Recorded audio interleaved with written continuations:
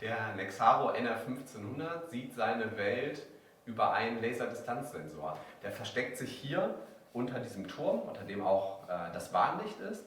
Und das ist ein rotierender Laser, der dann eine zweidimensionale Karte seiner Umgebung erstellt.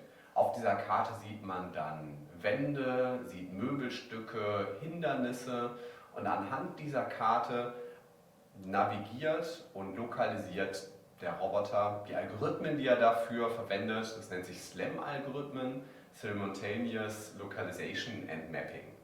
Und ein großer Vorteil von dieser laserbasierten Navigation ist nicht nur, dass die sehr genau ist. Der Laser kann ganz genau, zentimetergenau seine Umgebung abtasten. Das hat natürlich auch einen Vorteil im Vergleich zu einer kamerabasierten Navigation, dass das unabhängig von Umgebungslicht ist. Der Roboter kann nachts fahren, kann im Sonnenlicht fahren, es wird kein Kamerabild gestört. Und wenn ich keine Kamera habe, habe ich natürlich auch kein Problem mit sensiblen Daten. Denn so eine zweidimensionale Karte, die erstellt einen Grundriss, aber ich habe keine Möglichkeit, über Datenlecks jetzt irgendwie Kamerabilder oder Daten in irgendeiner Form zur Verfügung zu stellen.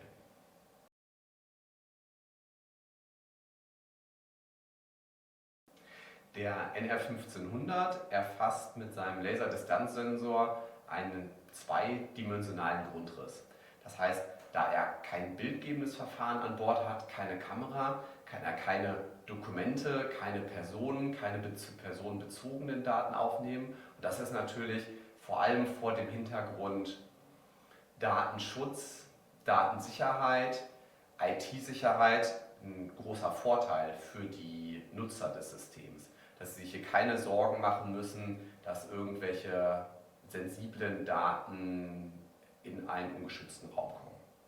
Weiterer Vorteil, wenn man ohne kamerabasierte Systeme navigiert, ist natürlich, dass man komplett unabhängig von Umgebungslicht und Umgebungsfaktoren ist. Das heißt, der Roboter kann sowohl im Dunkeln fahren, er wird nicht gestört durch Sonneneinstrahlung und das ist natürlich nochmal ein technischer Vorteil. Nexaro. Secure your success.